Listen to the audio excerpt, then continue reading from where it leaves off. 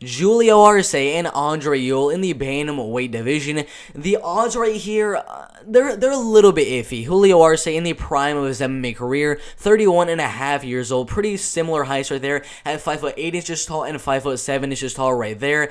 But the thing I want to look at is the reach advantage that Andre Ewell is gonna have, which is 5 inches. Now, that 5-inch reach advantage is a lot, especially in the bantamweight division. And right here, of course, Andre Ewell needs to go out there and just keep the fight at range, jab, 1-2, leg kick, everything like that. But Julio Arce needs to go out there and just start whacking those legs of Andre Ewell. That's the main way Andre Ewell has lost his last couple of fights.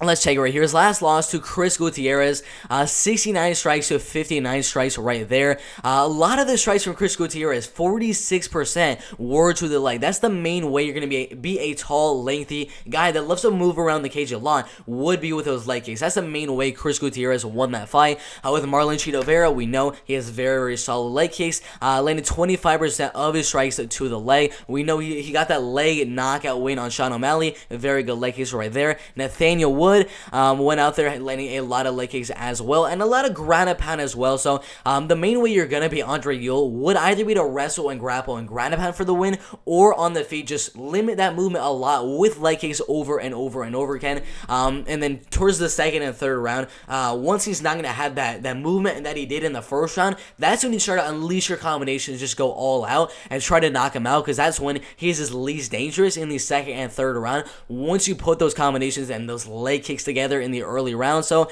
that would be the main way Julio Arce would win. But the reason I think this is a lot much of a closer fight than people think is Julio Arce does not really go for leg kicks. I really don't know why. You see right here against Hakeem Dawodu, 0% to the leg. I mean, 0%. With Julian Erosa, 1% to the leg. That means he only landed 1 strike to the leg right there. With Shaman Moraes, let's check right here, 0% to the leg. I can go on and on. With Dan Ige, let's see. 1% to the leg, so he's not really landing many leg kicks, and that is the main way that you're gonna beat a guy like Andre Ewell, who is a little bit taller and more lengthy than most of the fighters in the bantamweight division. That'd be the main way to win. But the style of Julio Arce is to go out there and kind of headhunt. Every single time he goes out there, he's going just straight for the head. 83% of the head, 15% of the body, and pretty much 0 to the leg. So right here, it's gonna be a lot closer of a fight than people think. But Julio Arce, I think, should go out there and close the distance very, very well in leg combinations against the clinch. Andre Ewell's back up to the cage to just start throwing combinations. He has a lot more cardio, throws a lot more volume than Andre Ewell as well. So in this fight, he just needs to go out there, throw a lot of volume, and just throw a lot of volume. That's all he really needs to do, because he's not going to throw any leg kicks. We know he does not. He just doesn't throw any leg kicks for whatever reason. He just needs to go out there, throw a lot of volume.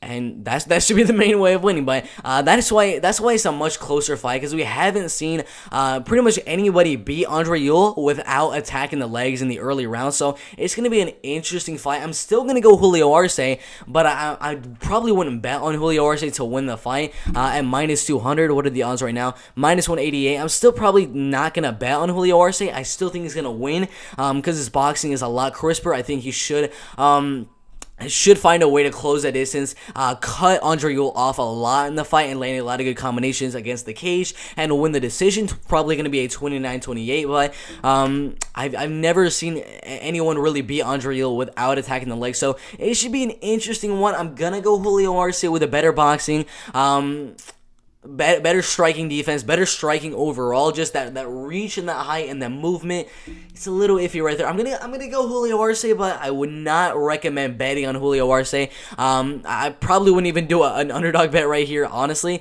How many knockouts does Julio Arce have? Because I'm considering maybe doing a decision bet. 4 knockouts, 5 submissions.